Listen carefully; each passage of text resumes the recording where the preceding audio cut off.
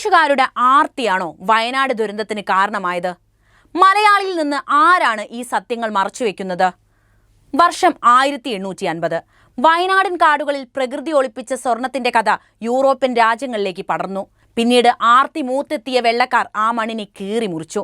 കാലാന്തരത്തിൽ എല്ലാം മാറി. പക്ഷേ അവരവിടെ അവശേഷിപ്പിച്ച മുറിവുണങ്ങിയതേയില്ല. മേപ്പാട് ദുരന്തത്തിന് കാരണം ബ്രിട്ടീഷുകാരുടെ ആ ആർത്തിയാണ്. മേപ്പാട് ദുരന്തത്തിന്റെ കാരണങ്ങൾ അന്വേഷിക്കുമ്പോൾ അതിതീവ്ര മഴ മുതൽ അനിയന്ത്രിതമായ പ്രകൃതി വിഭവ ചൂഷണം വരെ നമുക്ക് കാണാൻ സാധിക്കും. എന്നാൽ ഈ ഘടകങ്ങൾ മാത്രമാണോ മുണ്ടക്കയിലെ ദുരന്തത്തിന്റെ കാരണം? 1.5 നൂറ്റാണ്ടിന് മുൻപ് ബ്രിട്ടീഷുകാർ തേയിലത്തോട്ടങ്ങൾ വെച്ചു പിടിപ്പിച്ചപ്പോൾ അവിടെ തൊഴിലാളികളായി വന്നവരുടെ പിൻതലമുറക്കാരാണ് ഇവിടെ താമസിച്ചിരുന്നവർ. അതിന് പിറകിലേക്കുള്ള പ്രാദേശിക ചരിത്രം പരിശോധിക്കുമ്പോൾ മാത്രമാണ് ഇന്നത്തെ തുടർച്ചയായ പ്രകൃതി ദുരന്തങ്ങളുടെ കാരണങ്ങളിലേക്ക് നമുക്ക് എത്തിച്ചേരാനാകുക. ആ ചരിത്രത്തിലാണ് ബ്രിട്ടീഷുകാരുടെ ആർത്തിക്ക് വിധേയരായ വയനാടൻ മലനിരകളെ നമുക്ക് കാണാൻ കഴിയുക. സ്വർണത്തിനായി ആ പാറ തുരന്ന് അവർ ബാക്കി വെച്ചത് എന്താണ്? ബ്രിട്ടീഷുകാർ ഇത്തരത്തിൽ പല കാര്യങ്ങളും ഇന്ത്യയിൽ ബാക്കി വെച്ചിട്ടുണ്ട്. അത് ഇന്നും നമ്മൾ പിന്തുടരാറുമുണ്ട്. അതിനെക്കുറിച്ചുള്ള നിങ്ങളുടെ അഭിപ്രായം എന്താണ്? കമന്റായി രേഖപ്പെടുത്തൂ. വർഷം 1850-കൾ. ഗൂഡല്ലൂർ, ചൂരൽമല, പടിഞ്ഞാറേത്തറ തുടങ്ങിയ പ്രദേശങ്ങളിലെ കരിമ്പാറകളിൽ സ്വർണത്തിന്റെ അംശമുണ്ട് എന്നൊരു വാർത്ത ഇംഗ്ലണ്ടിലും ഓസ്ട്രേലിയയിലും പ്രചരിച്ചു. അതിനു മുൻപ് തന്നെ മാനന്തവാടി, ബത്തേരി, കൽപ്പറ്റ, വൈത്തിരി, പൊഴുതന തുടങ്ങിയ പ്രദേശങ്ങളിൽ ബ്രിട്ടീഷുകാർ കാപ്പി കൃഷി ആരംഭിച്ചിരുന്നു. 1807 ഡോക്ടർ ബുക്കാനൻ എന്ന ബ്രിട്ടീഷ് പരിവേഷകനാണ് വയനാട്ടിലെ പാറകളിൽ ഒളിപ്പിച്ച സ്വർണ്ണ സമ്പത്തിനെക്കുറിച്ച് ആദ്യം കണ്ടെത്തുന്നത്. തുടർന്ന് മിസ്റ്റർ യങ് എന്ന ഒരു ബ്രിട്ടീഷ് പരിവേഷകൻ നീലഗിരി മലകളിലെ അരുവികളിൽ നിന്ന് സ്വർണത്തിന്റെ സാമ്പിളുകൾ ശേഖരിച്ചു. 1830കളിൽ അന്നത്തെ മലബാർ കളക്ടറായിരുന്ന TH ബാബറും ഇക്കാര്യം സ്ഥിരീകരിച്ചതോടെ വയനാടൻ മലനിരകളിൽ പ്രകൃതി സൂക്ഷിച്ച പൊന്നിനോട് ബ്രിട്ടീഷുകാർക്ക് ആർത്തിയായി. അവരതിനുള്ള പരിപാടി തുടങ്ങുകയും ചെയ്തു. എന്നാൽ ഇക്കാര്യം മനസ്സിലാക്കിയ നിലമ്പൂർ രാജാവ് തന്റെ പ്രദേശത്തു നിന്ന് ലഭിക്കുന്ന സ്വർണത്തിന്റെ 10% റോയൽറ്റി നൽകണമെന്ന് ആവശ്യപ്പെട്ട് രംഗത്തെത്തി. അതോടെ സ്വർണ്ണഖനനം വെള്ളക്കാർ അവസാനിപ്പിച്ചു.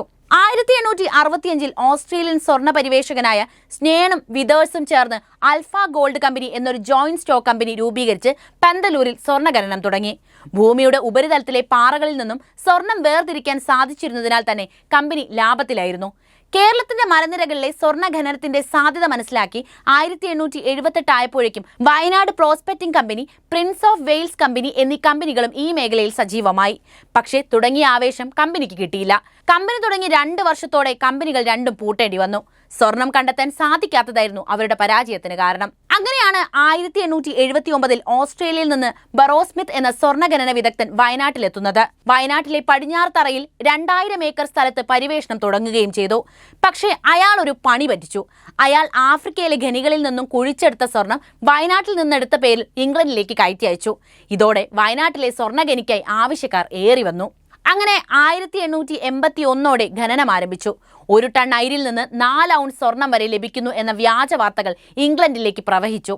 ഓഹരി വിലകൾ വീണ്ടും ഉയർന്നു. പക്ഷേ അന്നും ഇന്നും സ്റ്റോക്ക് മാർക്കറ്റിൽ സംഭവിക്കുന്നത് പോലെ കുറഞ്ഞ വർഷങ്ങൾക്കുള്ളിൽ 1888 ആവുമ്പോഴേക്കും വ്യാവസായിക അടിസ്ഥാനത്തിൽ ലാഭകരമായി വയനാട്ടിൽ നിന്ന് സ്വർണ്ണഖനനം ചെയ്യാനുള്ള അത്രയും സ്വർണ്ണമില്ല എന്ന സത്യം പുറത്തുവന്നു. കമ്പനികൾ അപ്പോഴേക്ക് വൻ നഷ്ടത്തിലായി. അന്ന് സ്വർണം കടത്താനെത്തിയ സ്മിത്തിന്റെ സ്വർണ്ണ പാടവും ബംഗ്ലാവുമൊക്കെ ഇന്ന് ബാണാസുര സാഗർ അണക്കെട്ടിന്റെ റിസർവോയറിന്റെ ആഴങ്ങളിൽ എവിടെയോ ആണുള്ളത്. അതേസമയം തന്നെ ഇന്ത്യയിൽ അന്നുണ്ടായിരുന്ന അതിധനികരായ ബോംബെയിലെ കച്ചവടക്കാരോ മദ്രാസിലെ ചെട്ടിമാരോ ഈ സ്വർണ്ണവേട്ടയ്ക്ക് വന്നതുമില്ല. സ്വർണ്ണ ഖനനത്തിന് രൂപീകരിച്ച ഇംഗ്ലണ്ടിലെ കമ്പനികളിലെ നിക്ഷേപകർക്ക് മുന്നിലുണ്ടായിരുന്ന ഒരേയൊരു മാർഗം ഖനനത്തിനായി വാങ്ങിയ ഭൂമിയിൽ അവിടുത്തെ കാലാവസ്ഥയ്ക്ക് പറ്റിയ തേയിലത്തോട്ടങ്ങൾ വെച്ചുപിടിപ്പിക്കുക എന്നത് മാത്രമായിരുന്നു. അങ്ങനെ ഊട്ടി, ഗൂഡല്ലൂർ, മേപ്പാടി, ചൂരൽമല തുടങ്ങിയ പ്രദേശങ്ങളിൽ ചായത്തോട്ടങ്ങൾ ഉണ്ടായി.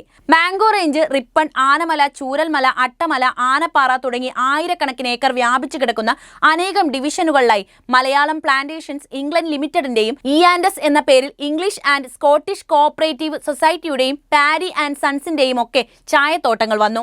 1 നൂറ്റാണ്ടിലേറെ കാലം വയനാടിന്റെ സമ്പദ് വ്യവസ്ഥയെ നിയന്ത്രിച്ചിരുന്നത് ഈ ചായത്തോട്ടങ്ങളാണ്. മലബാറിന്റെ വിവിധ ഭാഗങ്ങളിൽ നിന്നും കർണാടകയിൽ നിന്നും തമിഴ്നാട്ടിൽ നിന്നുമായിരുന്നു സ്വർണ്ണഖനനത്തിനായി തൊഴിലാളികൾ അവിടെ എത്തിയത്. സ്വർണ്ണഖനി പൂട്ടിയതോടെ ഇവരെല്ലാവരും തേയിലത്തോട്ടങ്ങളിലേക്ക് തിരിഞ്ഞു. പിന്നെ വയനാടൻ പൊന്നായി മാറിയ തേയിലത്തോട്ടങ്ങളെ കേന്ദ്രീകരിച്ചായിരുന്നു വിവിധ നാടുകളിലെ വിവിധ ഭാഷകൾ സംസാരിക്കുന്ന മനുഷ്യർ ജീവിച്ചത്.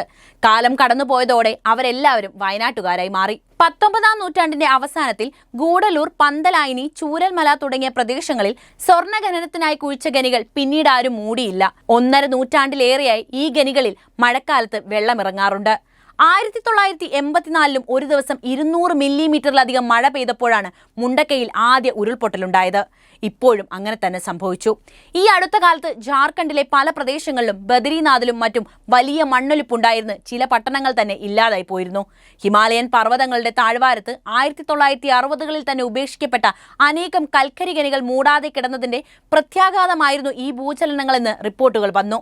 സ്വർണ്ണ പരിവേഷകനായ ബുഖാനനും സ്റ്റേണും വിതേഴ്സും ആൽഫ ഗോൾഡ് കമ്പനിയും ഒന്നും ഇന്ന് ചരിത്രത്തിൽ പോലും അവശേഷിക്കുന്നില്ല.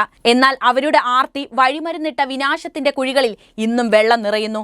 വയനാടൻ കാടുകളുടെ സ്വഭാവം മാറ്റിയെഴുതിയ ഖനന പ്രവർത്തനങ്ങൾ ആ മലനിരകളിലൂടെ ഊർന്നിറങ്ങിയ ദുരന്തത്തിന് ആക്കം കൂട്ടി. എന്നാൽ ബ്രിട്ടീഷുകാരെ മാത്രം നമുക്ക് കുറ്റപ്പെടുത്താൻ കഴിയില്ല. അവർക്കു ശേഷം ആർത്തിയോടെ വയനാടിനെ സമീപിച്ച ഇന്ത്യക്കാരും ഇതേ രീതിയാണ് പിന്തുടർന്നത്. പശ്ചിമഘട്ടത്തെ നാശത്തിന്റെ വക്കിലെത്തിച്ചതിൽ നമുക്കും പങ്കുണ്ട് അല്ലേ? നിങ്ങളുടെ അഭിപ്രായം എന്തു തന്നെയായാലും എഴുതൂ. ഒപ്പം ഈ അറിവ് എല്ലാവരിലേക്കും എത്താൻ വീഡിയോ ഒന്ന് ലൈക്ക് ചെയ്യാനും ഷെയർ ചെയ്യാനും ശ്രദ്ധിക്കുമല്ലോ.